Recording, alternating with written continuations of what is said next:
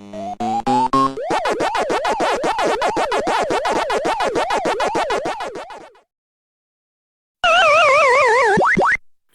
back, patreon.com/the Derrick Lamon Experience, your one-stop shop for your gaming news. Welcome to the week in gaming. Hopefully everybody had a great week.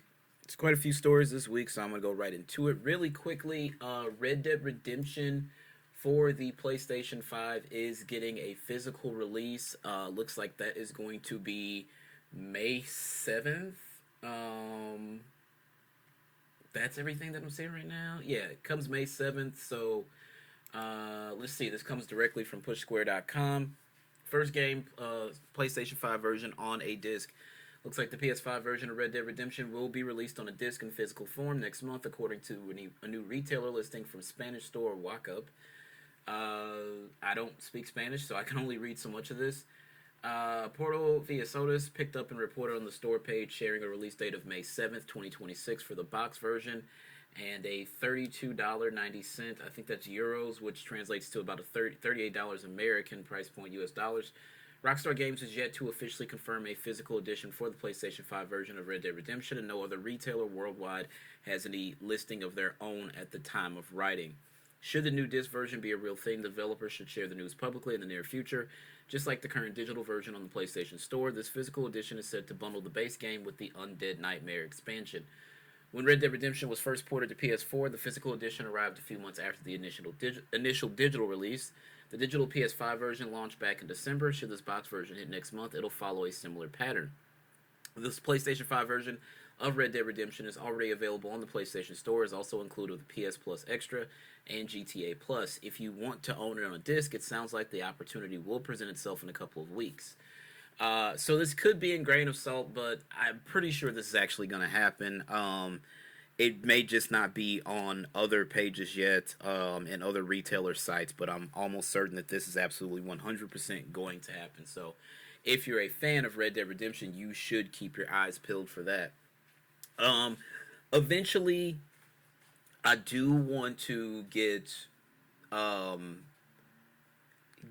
a physical version for the Switch. I do want to do that for my Switch collection. We'll see. Anyway, there's quite a few things, so let's go ahead and get into it. I'm going to start with this. The live-action Legend of Zelda film has officially wrapped filming in theaters May 7th of 2027.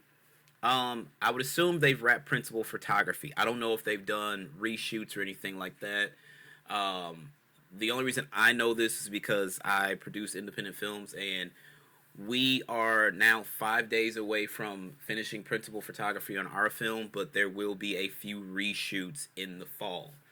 But the bulk of the work is done, so we are, I'd say, 65% of the way through, and you're like, well, that doesn't sound like a lot. Well, yeah, shooting the actual film is the bulk of the work. Now, after that, you have to build a timeline. There's color grading. You have to have people come in for ADR. Then you have reshoots and all types of stuff. And then you put the final... Actually, so the way that we work is James will put everything together. He will send us a link. Usually it's on Google Drive. Or sometimes we'll get together and watch it, and we'll all make our personal notes and share them. And we'll agree on changes or things to cut or things to leave and stuff like that. And then the timeline will be rebuilt with any edits and stuff like that. Then we will send it to Russia, because that's where the guy who does our audio engineering is. Actually, after we do ADR, so right now we're looking for a studio to book out to record ADR sessions.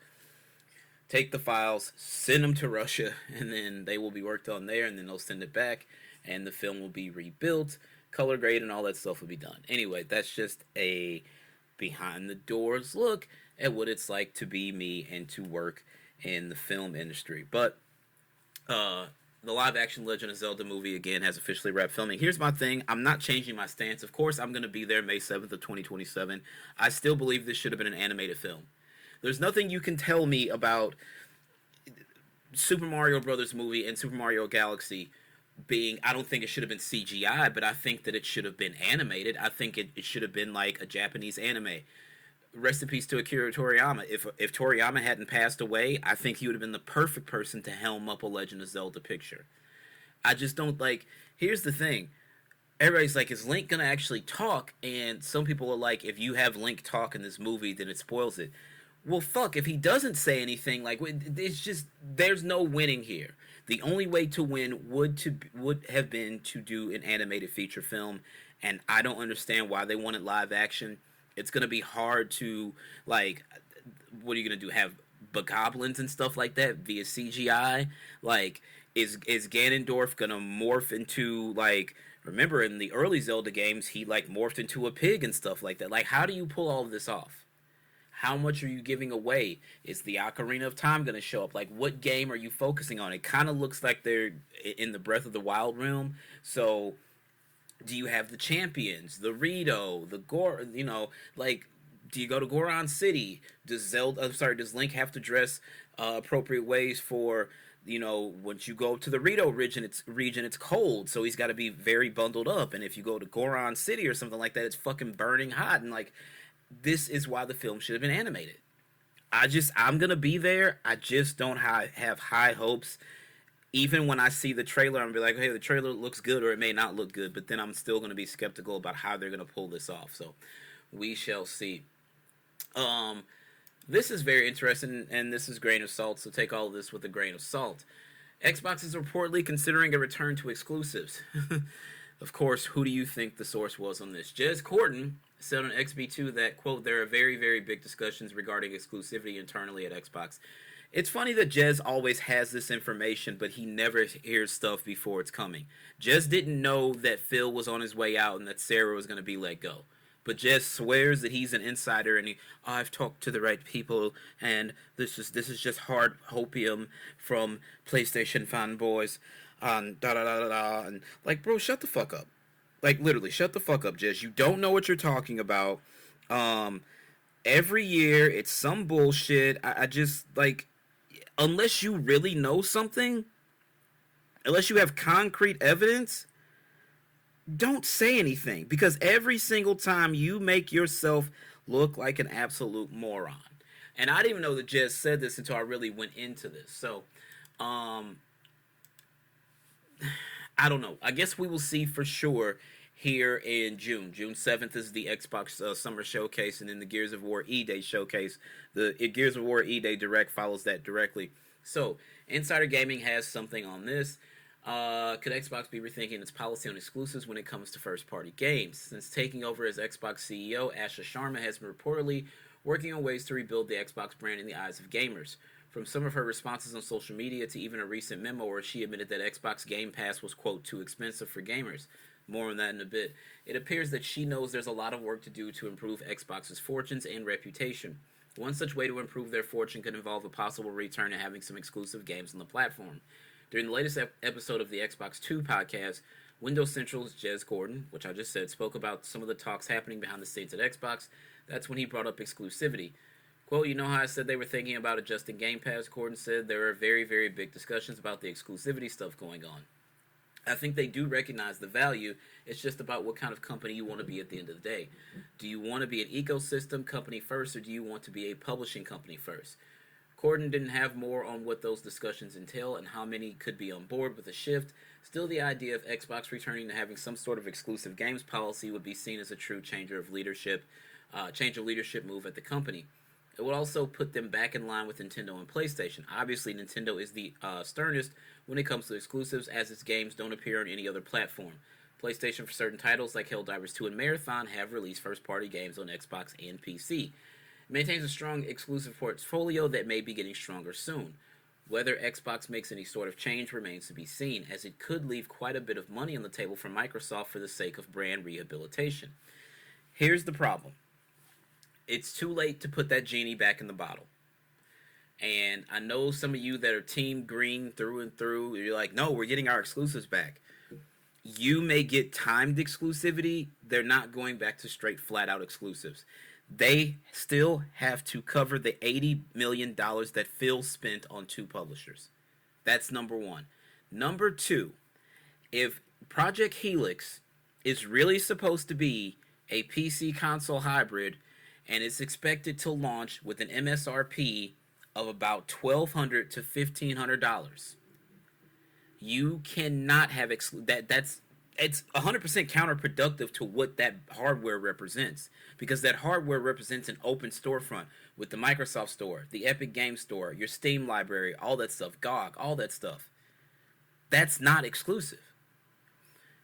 At the same time, think about all the kids who are like, your parents, the new console comes out, well, TJ got the new Xbox, or Eric got the new PlayStation. I want that for Christmas. Think about a kid telling their parent they want the new Xbox for Christmas, and their parent goes into Target, Walmart, Best Buy, or goes on Amazon and like, hey, my kid says there's a new Xbox, they want it for Christmas, can I get one? You know, yeah, Project Helix, I'll be right back, I'm gonna go get it out the case. And they bring it up and like, okay, yeah, good, does it have controllers? It's like all the stuff's in the box. And then the person rings it up at Walmart and the MSRP comes in and it's like, let's say $1,200 on the low end. You still have to include sales tax. So you're looking at a $1,300 box. And the person's like, no, I just want one. What's going on? He's like, no, this is the price. What are you talking about? He's like, wait, what? My kid sent me here to buy a $1,200 gaming console? Well, it's also a PC, technically. How the fuck are you going to have exclusives when you couldn't sell consoles when they were $300? How the fuck are you going to sell one at $1,200 on the low end? That's why they can't have exclusives, because they have to make that money up elsewhere. They need Fable on PlayStation. They need Gears of War E-Day on PlayStation. You cannot put that genie back in the bottle unless you're scrapping the new hardware and going with a straight-up console. And then there goes your PC storefronts out the window, and then we're going to have a bunch of green tears. There's no way this works. There's no way they launch a $1,200 console and then go back to exclusivity. Because people will just be like, if I got to pay $1,200 to play this fucking game, I don't need the box or the game. I don't need it that much. So if you're going to put this high-end piece of hardware out, you better put those games everywhere that you possibly can. They're not going back to exclusives. I could see them doing timed exclusives, but full-on exclusivity, I just don't see it happening, guys. I'm sorry. It goes against everything that we understand about business. That's counterproductive. It's counterproductive. It's like that's cutting off your nose to spite your face. And that, if they were to do that, if they were to launch this PC console hybrid at $1,200 and go back to exclusives, that next generation would truly be the last generation of the Xbox brand. And you know what would happen? It would be Microsoft Gaming. They still own the studios. You know what they're going to do? The same thing Sega did. Well, we're still going to produce software. We just won't have our own dedicated hardware. It's either that or they put Xbox up for sale, and then somebody else takes on the hardware issue, and then, well, Microsoft has all the studios now, so then whoever attempts to revive Xbox outside of Microsoft, then they have to go out and find games. There's no way this works. I'm sorry, it's very simple. You cannot launch a $1,200 PC console hybrid and expect to have exclusive titles. There's no way that works. So, I don't know. I don't know how you guys let them, like, you keep believing. Here's the thing. Number one, I would never lock myself into one ecosystem because I want to play games, all the games that are available. That's just the way it is. Number two, I'm not dumb enough to keep letting Jez, serve me bullshit that never really comes true. Jez is supposed to be this insider, and he never really truly reports on something correctly. He's an Xbox fanboy with a podcast. That's all he is, and he just happens to work at Windows Central. Stop letting Jez get you guys, like, in a tizzy. This is so bad. You know who else is speaking about Xbox, and well, not Xbox in particular, but Bethesda, which is now property of Xbox. Pete Hines, lifetime Bethesda guy, spoke to PC Gamer, and this is very, very interesting. Pete Hines says he left Bethesda because he didn't want to watch it being damaged and abused. Well, Jesus, Pete, who would be damaging and or abusing Bethesda games? Hines, Bethesda's former vice president of marketing and PR, left Bethesda in 2023, 3 years after it was acquired by Microsoft. For an awful lot of years, Pete Hines was the face of the Bethesda Softworks. For game journalists first as the company's marketing and PR game guy, and later public at large when Bethesda started holding its own standalone showcases at E3. Well, it was Pete, and there was a lot of Todd Howard as well. In terms of public awareness, he was pretty much the number two guy behind Todd Howard. He was at the company for nearly a quarter century and made enough of an impact that when he left, it was a pretty big deal. If you're a Bethesda guy, yeah, a Bethesda guy or girl or they, them, whoever, if you're a super duper Bethesda person, then yeah, Pete Hines leaving was a big fucking deal. Starfield launching on PlayStation 5 that state it's in, I'm like, yeah, I don't know why you guys are surprised. It's a Bethesda game. They literally will tell you, no, our game launching with bugs is part of the charm. That's not charm. That's bad optimization. I need you guys to understand that. That is not charm. That is bad optimization. The problem is that we live in the internet era and now games can be updated as we go along, so people think it's fine to launch a game in a terrible state. We'll fix it later. We'll patch it later. That's just a bad idea. We have we used to say on set, like, we'll fix that in post, and James would be like, do not say that, because I'm the one that's got to fix that in post, and we can't say that on set anymore, just so you know. Anyway, a few years down the road from his departure, Hines sat down for an interview with Fireside Chat Gaming, covering a range of topics from his early days at Bethesda, his first credits at the studio, listed on Moby Games, including writing the manuals for Sea Dogs, PBA Tour Bowling 2001, IHRA, Drag Racing 2, and a little something called Morrowind, to what he's been doing with himself with all the free time he now has on his hands. Hines also shared the thoughts on his final months at Bethesda and what prompted him to leave, something he says didn't particularly want to do. While he doesn't speak the name Microsoft, it's not difficult to make the connection. You know, those people bought us, and I don't want to say no names. Pete, you're saying the name without saying the name. Bethesda's former Elder Scrolls lore master and why he left, Starfield's communication breakdowns, and how he wanted the Elder Scrolls. For the former Bethesda exec thinks the studio should get more respect for the complex open world it creates. Go try that shit in Red Dead. They are ridiculous. Skyrim leader praises Todd Howard for trying desperately not to micromanage and be a bottleneck, even though he still does. Pete. Quote, I was staying there because this place still needs me, Hines said of the decision to leave. I just hit a point, yes, it needs me, and I'm powerless to do what I think needs to be done to run this place properly, to protect these people, to maintain what we work so hard to create, which is an incredibly efficient, well-run video game developer and publisher. I wouldn't go that far, friend. I just wouldn't go that far. And when I was unable to do that, do what I thought my job should involve in continuing to have that place be, you know, if not the most efficient publisher in the game industry, it was way the fuck up there. When I couldn't protect it, I saw how it was getting damaged and broken apart and frankly mistreated, abused, whatever words you want to use. I said I'm not going to sit here and watch this happen right in front of me. And I can understand that. Nobody wants to see something they created get destroyed. I am not a huge Bethesda fan, but I know a lot of people who really, really are.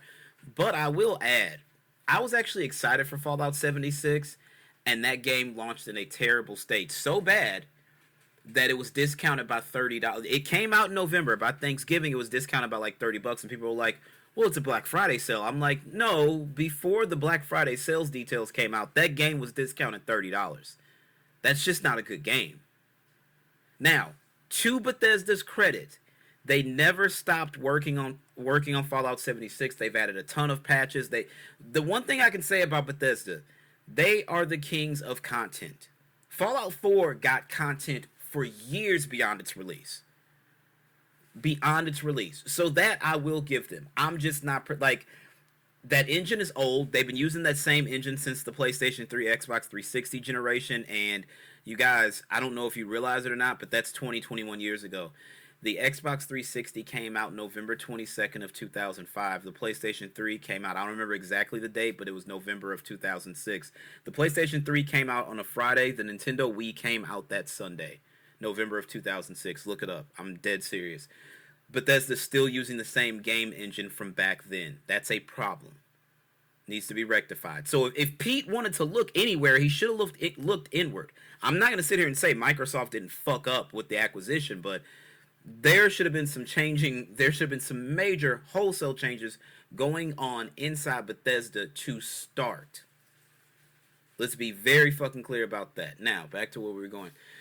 So Microsoft acquired Bethesda in 2020, and what was at the time the biggest blockbuster game acquisition of all time. It still is, really, except that it's dwarfed in the public consciousness by Microsoft's subsequent buyout of Activision Blizzard for $69 billion. At the time, Hines described the pairing as a, quote, perfect fit in Bethesda's announcement of the deal. Just 3 years later, shortly after the release of Starfield, he'd retired, and just days after that, Microsoft changed its Xbox studio structure to bring Bethesda and other ZeniMax subsidiaries more directly under Microsoft's control. Did they think that was not going to happen?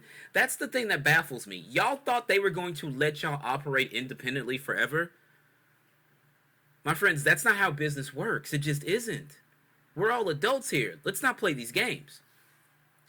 Hines cited the release of Starfield as the culminating point of his career in his 2023 retirement message, but it turns out he had to wait longer than he expected for it. Quote, I was waiting until after Starfield, Hines said. I knew I was leaving the year before.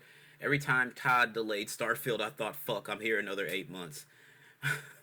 He bears Howard no ill will and is in fact very clear throughout the interview that he holds his longtime Bethesda partner in the highest esteem and credits him for making his final stretch and the studio tolerable. Quote, Todd was the only one who knew about Hines leaving. He said, it's another reason I love that man. He showed up for me when I was just at my wit's end and got me through that and got me out there in a way that I still retained my sanity. The one thing I'll say about Todd Howard is he actually has a really nice head of hair. Other than that, I think he's a snake oil salesman. That's far from the only time Hines expressed genuine affection for Howard in the interview. He also said that despite Bethesda games sometimes being janky or buggy, sometimes you say? Howard and the studio as a whole deserve respect for leaning into a level of game complexity, quote, everybody else runs away from. You're openly stating it's okay that we release our games in a bad state, and it's not. This is why the internet, like, probably one of the greatest inventions of the world, also not so good. It allowed us to have knowledge at our fingertips within the drop of a hat, right? At the same time, it made the world smaller and it made people lazier. It's a catch-22. Double-edged sword. Some of the comments on this article, quote, the trouble with that is that Pete was the worst offender at what he is complaining about. He was constantly saying he would do one thing, then doing something totally different when he saw that he had overpromised again. Sounds like Bethesda. It's understandable that Hines reflects so strongly about Bethesda's glory days. The strength of that studio are still strengths. I think they were in downturn before Microsoft ever bought them, though. Probably. The downturn was because they are trying to inflate their value for a buyout. They had that whole, quote, save player one ad campaign and then immediately started forcing multiplayer into all their games. See Fallout 76.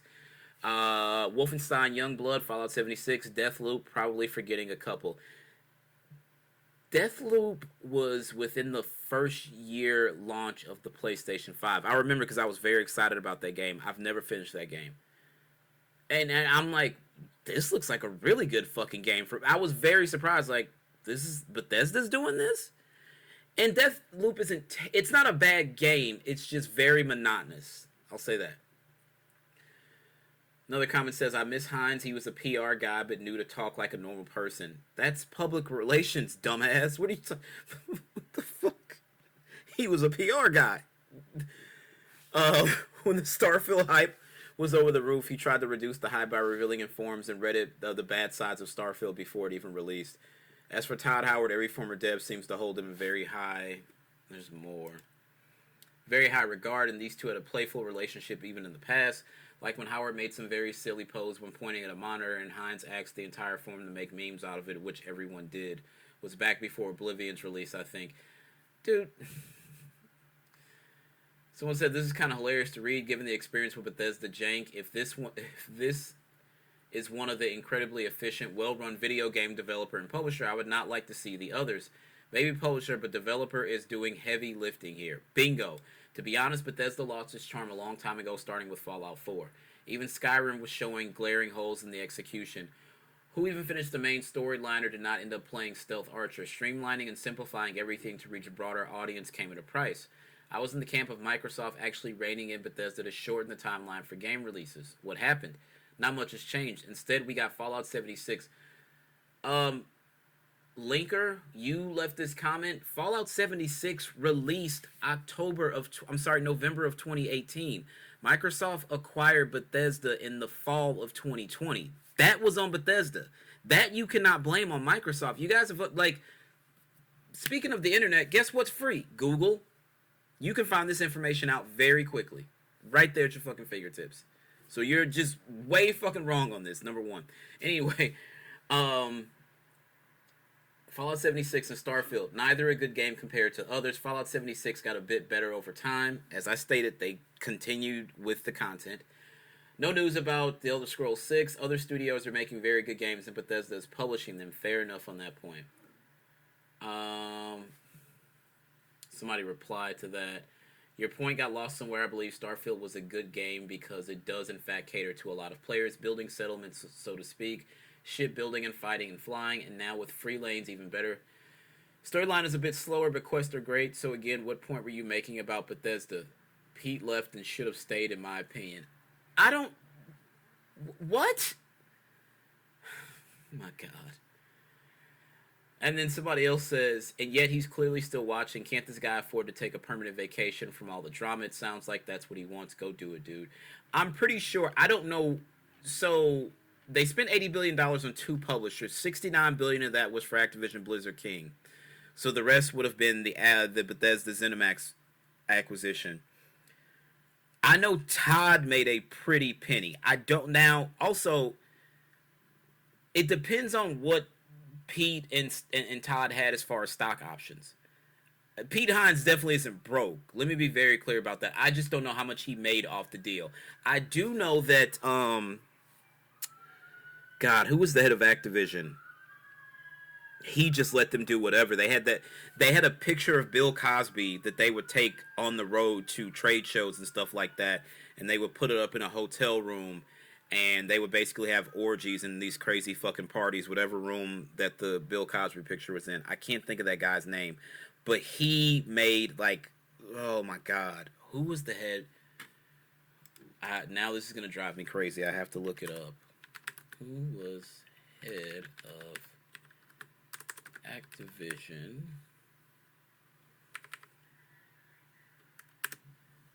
Bobby Kotick, you motherfucker. Bobby made a ton of money off that deal. Did Bobby Kotick make from Microsoft?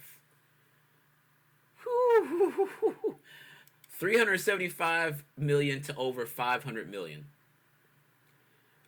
Depending on when stock options and equity awards were calculated. Jesus Christ. Bobby, you son of a bitch. He made off like a fucking fat rat. Yeah, it's Pete worked there. He put in the blood, sweat, the tears, the long hours. Despite me not liking Bethesda titles, the guy was there for the long haul. So he deserves some credit.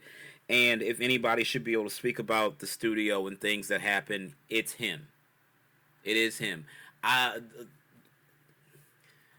The cries come from within the walls sometimes, and this is clearly what that is. Or at this point, outside of the wall, because he's no longer part of the studio. Wish him the best. I know that today, though, if you ask anybody who was there, I think they needed the money. Again, they were prepping themselves for a buyout, or else the company was going to be in a bad position. You can't cry because you took the money. It's like in Mad Men, where Peggy's like, you take my ideas and you never give me credit. And Don says, that's what the money is for. That's what the money's for. You don't get to stand like on your soapbox and cry about how creativity and these things are lost when it's true they are, but you took the money. You took the money. So I don't want to hear it. And I might sound like an asshole. In fact, sometimes I am an asshole. But this time it is justified. You took the fucking money. Or maybe now, based on what I'm reading, maybe Pete didn't make out that well. Let's see if we can get some numbers. 1 second. So it doesn't look like that information is actually publicly available. So I don't know what these guys made. But Pete, they always say if you don't have the stomach to be in the back where the sausage is made, and I'm not saying that's this situation. Why haven't you joined another? Are you done? Like, are you completely just like void of creativity, or you just don't want to be around a gaming studio? You could take another job. It just doesn't seem like he wants to.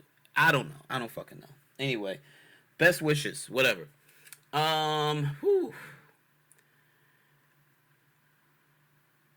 As we said earlier, Asha Sharma made the statement that Xbox Game Pass was too expensive. Well, yes, I've been saying this. I've been saying this for months. The highest tier, Jesus Christ, the Detroit, oh my God, the Red Wings are so bad. 8-1 right now to the Florida Panthers, who basically have nobody.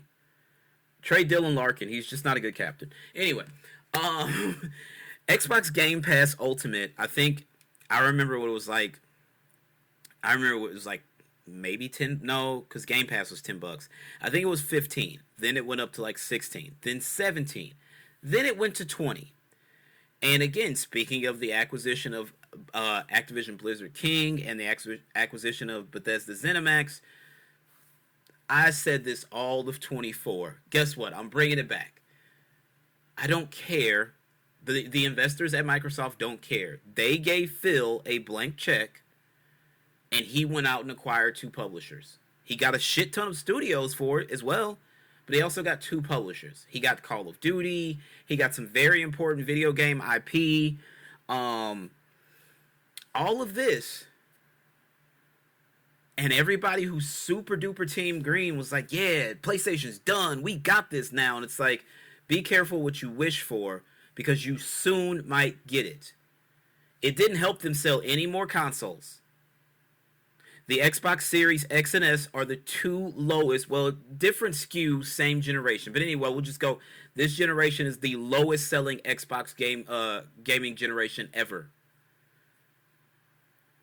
Like, nobody sees this as a problem. So, my understanding of basic economics is when prices go up, somewhere on the back end where it comes to the actual hardware, software, or the good and or service itself, the price increase is usually dumped on the consumer. When Trump started talking tariffs, I said this is a terrible thing because we as the consumer are going to eat these prices. I remember Nintendo showing off the Switch 2, and I'm like, let's fucking go. June, happy birthday to me. And then days later, because remember, we were supposed to pre-order the very next week, days after they show it off, Trump is like, hey, guess what? Tariffs. And Nintendo's like, hold on, we've got to figure this out because this drastically changes things. To Nintendo's credit, the price of the console did not change. The accessory prices went up. Somebody had to eat the cost somewhere.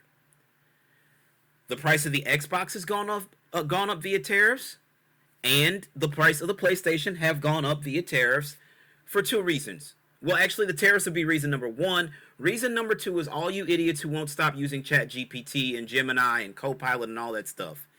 AI data centers run off RAM, the same RAM that is in our gaming consoles, our cell phones, some of our smart TVs, our tablets, our iPads, our computers.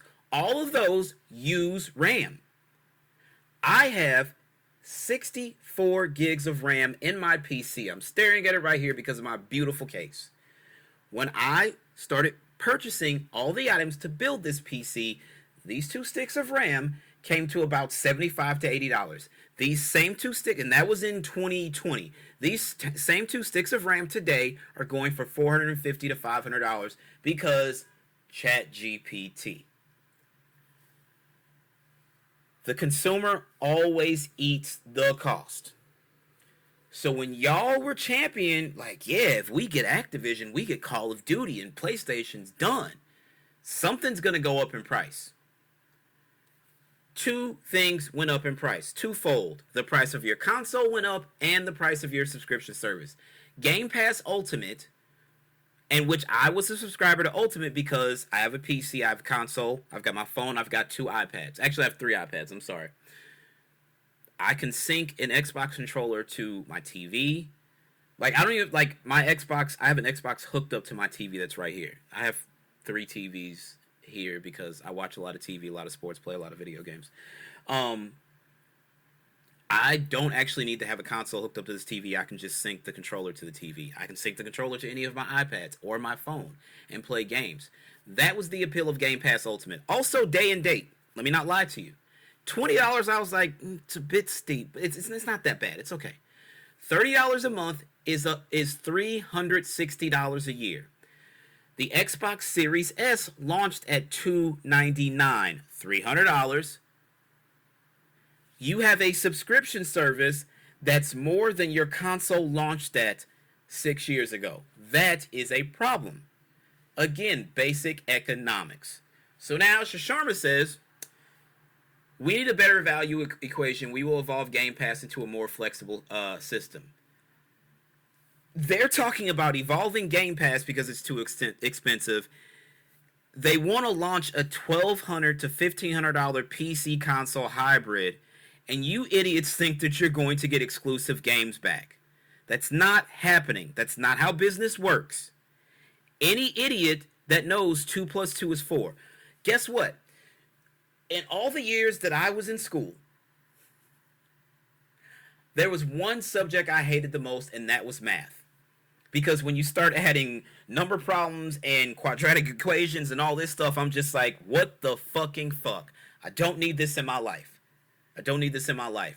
The one thing I will tell you about math is it is the only thing on this globe, this big old spinning fucking sphere that we're all on right now, that is universal. 2 plus 2 is 4.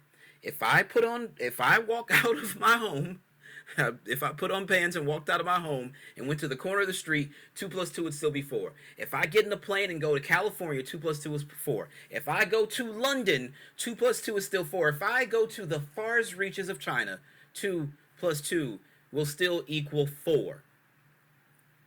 Basic mathematics. Economy is all math. It's not all math. There's checks and balances and things like that, or at least they're supposed to be. Because the cost of living continues to rise, but our wages are not rising, and that's a whole different situation. It's called Republican boomers, but I digress.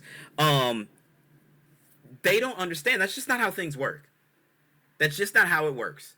So again, as I stated earlier, you can believe Jez if you want to, or you can think back to when you were in school and you went through economics and basic mathematics. Something's going to go down in price. They're going to have to fix Game Pass. And there's a few ways they could do it. Like, if you're going to keep day and date releases at the Ultimate tier, then you've got to drop Ultimate to like $25 a month. And even still, it's only a $5 decrease, but it's like, you got to give these people something. You got to give them something. Because even to play games online, you need the lowest tier of Xbox Game Pass, and that's what I have. I don't know. You guys enjoyed. You have somebody who was in charge of Core AI and at one point in charge of DoorDash who's now running a gaming division. And I'm not trying to shit on Asha Sharma, but truthfully, what the fuck do you know? Or no, was she at Uber Eats? I don't remember. It was either DoorDash or Uber Eats. And you went from there to Core AI from Microsoft, and now you're running the Xbox division. And then, so the funniest thing is when she took over, and people, like, she dropped, why she put her gamer tag on Twitter was insane. And then somebody's on her profile playing games trying to get her gamer score up. So you can appeal to the gamers? That's a direct slap in the fucking face. And again, this is why I will not lock myself into one ecosystem. I'm not going to be loyal to a piece of plastic. Do you know why? I do not own Sony stock. I do not own Microsoft stock. I do not own Nintendo stock. I don't own Nvidia stock. I don't own AMD stock. I don't own stock in any of these companies. So me being on the front line, holding a flag for these companies is absolutely fucking insane. It doesn't make sense. Stop crashing out on the internet over these goddamn boxes. Because if you get fired tomorrow, that box ain't going to come for you when you get home. I'll just tell you that right now. Some of you do turn to your gaming consoles when you lose, you know, if you get dumped. I've done it. The price of the console ain't coming down. They are going to try to tweak Game Pass to make it more appealing. But, I mean, good luck. You can't put the genie back in the fucking bottle, dog. That's just not how it works. That's not how business works. Just saying. Speaking of Microsoft, well, this is very interesting. Video Games Chronicle. Fable's release date has reportedly been pushed back over GTA concerns. Well, everybody wants to get the fuck out of the way of GTA 6. More on that in a second. Fable reboot has been internally delayed and could release later this year or potentially fall into 2027, it's claimed. That's according to Giant Bomb journalist Jeff Grubb, who claimed that, like many developers planning to ship games this year, Microsoft is concerned about releasing Fable too close to Grand Theft Auto 6, which is planned to arrive in November. The Playground Games title was fully revealed 2 months ago and given an autumn 2026 release window, which was potentially kept deliberately abroad in order to respond to any GTA slip. I'll say, quote, I'll say that I've heard that Fable has been pushed internally, Grubb said, but that doesn't mean it's coming out next year. Apparently they're still trying to get it out this year, but they are worried about the launch of Grand Theft Auto 6. And so if it's getting delayed beyond the release of Grand Theft Auto 6, that could push it into December, which might make it a prime candidate to get delayed into 2027. At that point, you might as well, because you're going to close the books anyway. It just makes more sense. So while Xbox will have a lot of games coming out this year, that's one that there's still a big question around. In a potential response to the claim, the official Fable Xbox account spent Monday replying to fans to reiterate the previously announced autumn 2026 release window. With the hugely anticipated GTA 6 expected to dominate entertainment hours when it finally releases, most game studios are seemingly delaying announcing release plans for their titles until it's clear the Rockstar title isn't going to be delayed again.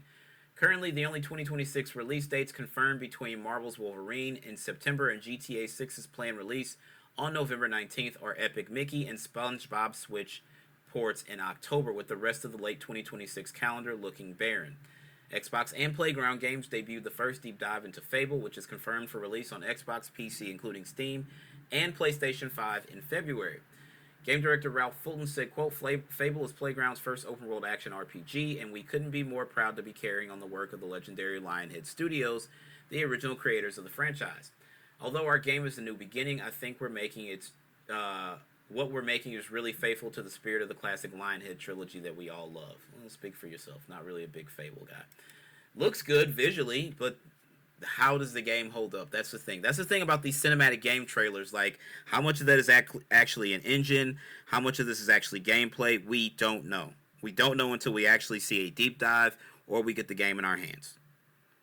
Period. So, I don't know.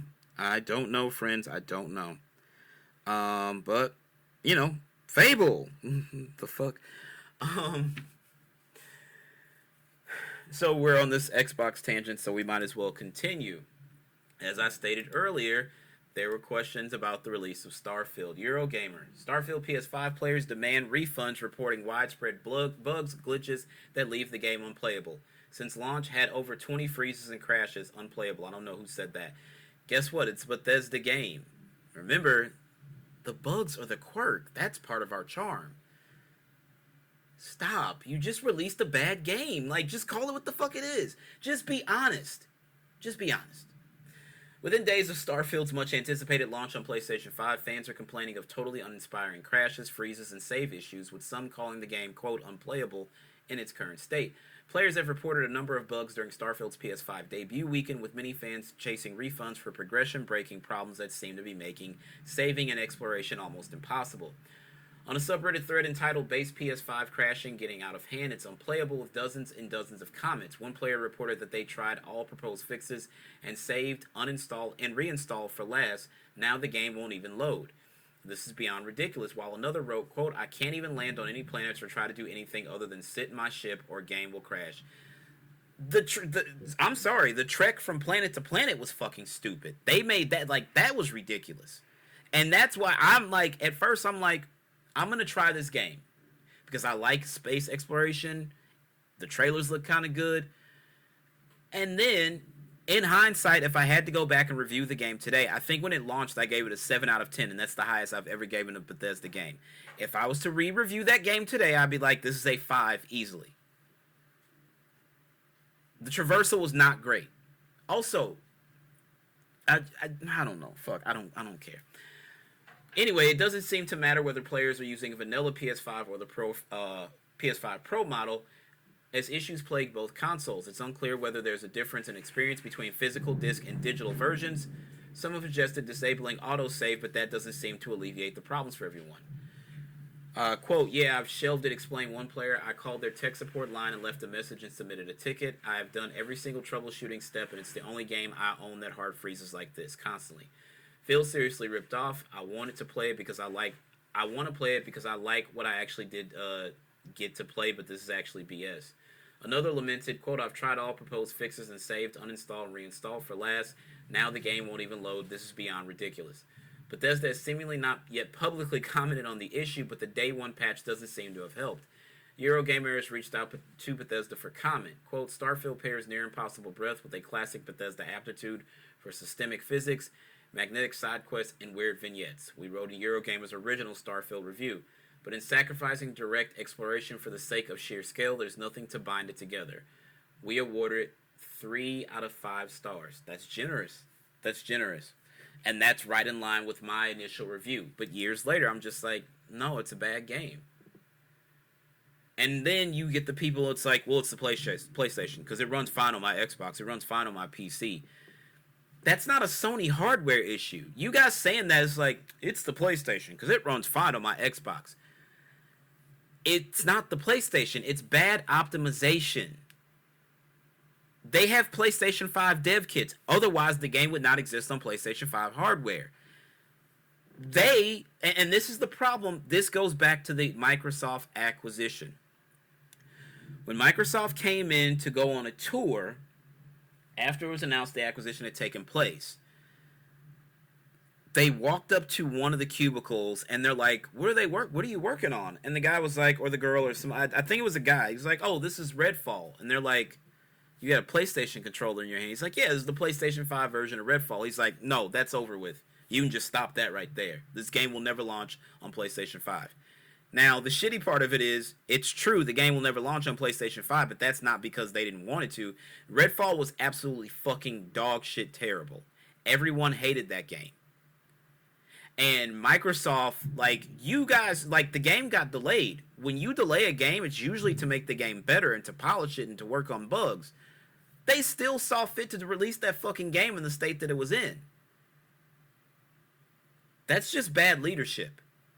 Because when the review scores came out and we found out how fucking bad Redfall was, Phil, did you see the game? Yeah, I saw it. Yeah, because we saw you at the fucking studio taking pictures that got posted to Instagram. Somebody's got to answer for this.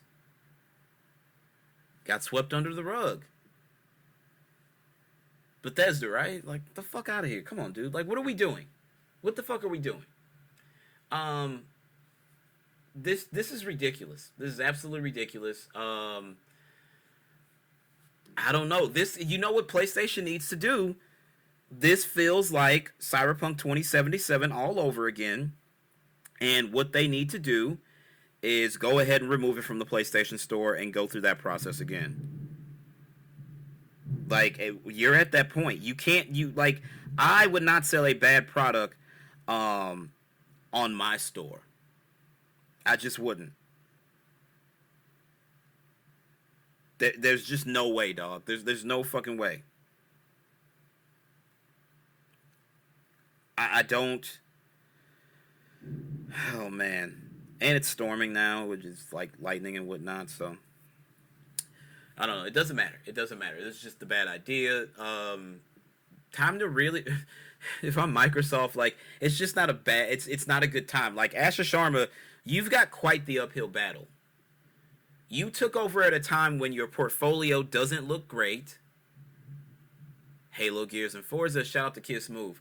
Halo's going to release on PlayStation 5. Gears of War E-Day is more than likely going to release on PlayStation 5. You're trying to sell hardware that's going to come in at an MSRP of $1,200. Just can't be a great time to have been taken over the good old Green brand. I don't understand it.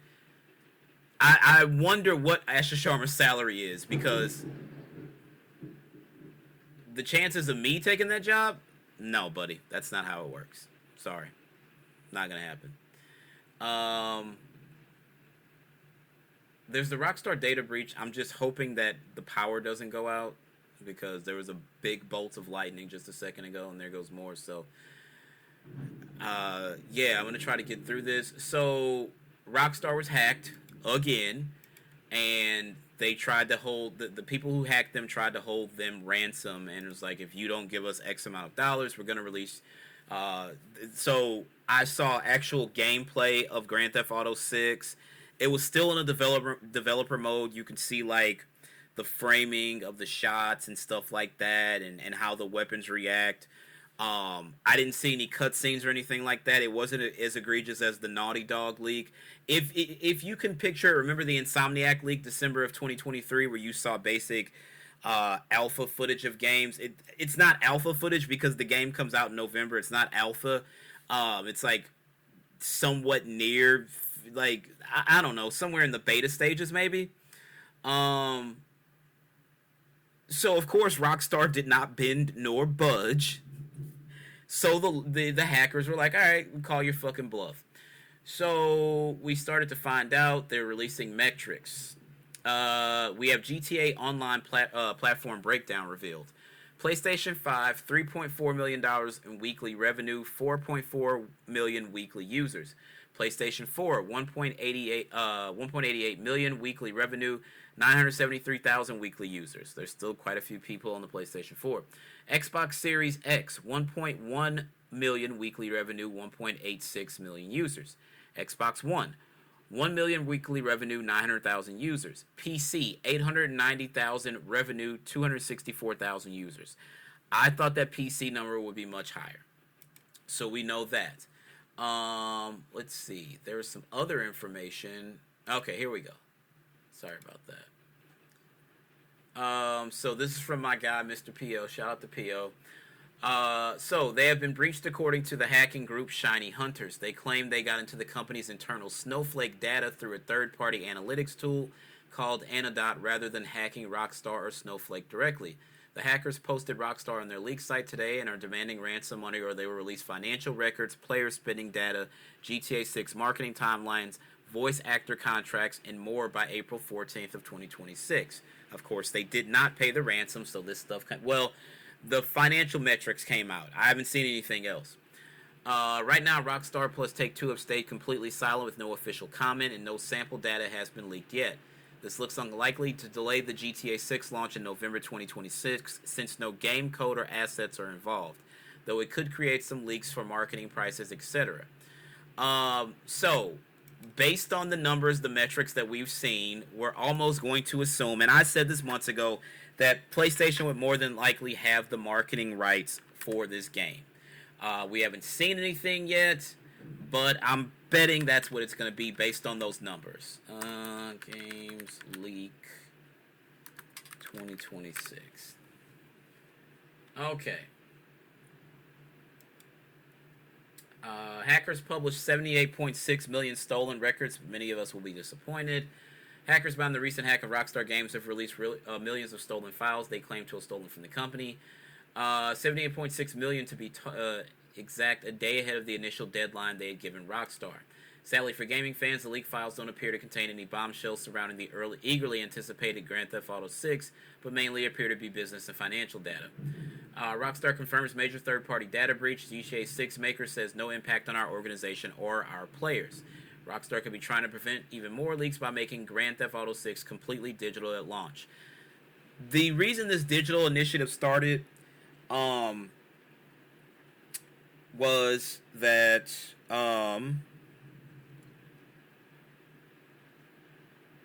one second, I am sending money to a friend.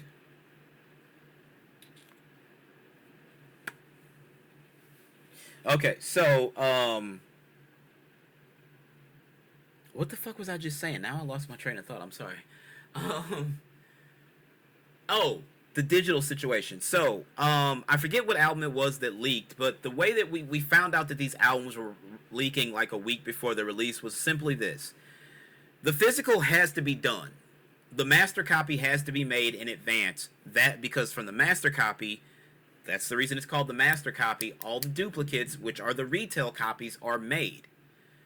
So the retail copies, they get boxed up and they get shipped to stores.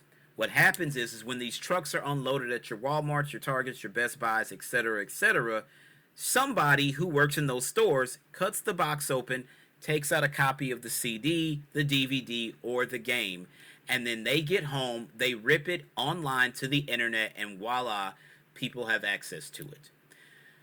This is why um, Jay-Z and He Who Shall Not Be Named, the guy from Chicago, they went digital with Watch the Throne. Watch the Throne was digital, exclusively digital for a week, and then upon the physical release, I want to say it was Best Buy who had physical exclusivity for a week, and then it went to other retailers. That's how you prevent leaks. I remember when Take Care leaked. What other albums have I heard leaked? I remember when J. Cole Born Sinner leaked. I remember when Drake's Nothing Was the Same was leaked. This is why, as time has progressed, obviously our cell phones and the internet in totality have a lot to do with this as well, but the release of physical copies of art have been pulled back. You got to pull back on that stuff. Now cars, brand new cars that roll off the lot don't even have CD players at this point, right? They think it's a lost technology. I encourage you all to invest in physical media, though. You just never know when they're going to take songs and films off of streaming sites or, your DSPs and stuff like that. Anyway, sorry to get off a tangent. Anyway, here we are. Rockstar could be trying to prevent even more leaks by making Grand Theft Auto 6 completely digital, a launch report claims. Major car gurus data breach reportedly sees. I'm sorry, not that. Shiny Hunters told Bleeping Computer the leaked data, which can now be downloaded from Shiny Hunters' website on the dark web, primarily consists of internal analytics used to monitor Rockstar's online services and support tickets. The data allegedly includes game economy data for Grand Theft Auto Online and Red Dead Online, outlining how much money each title is earning on a daily and weekly basis, along with in-game revenue and purchase metrics and the player behavior tracker. Bleeping Computer notes that the data also reportedly includes customer support analytics for the company's Zendesk support instance. Following the initial news of the attack, Rockstar confirmed the breach, saying the data was stolen wasn't too important, and noting this incident has no impact on our organization and or players.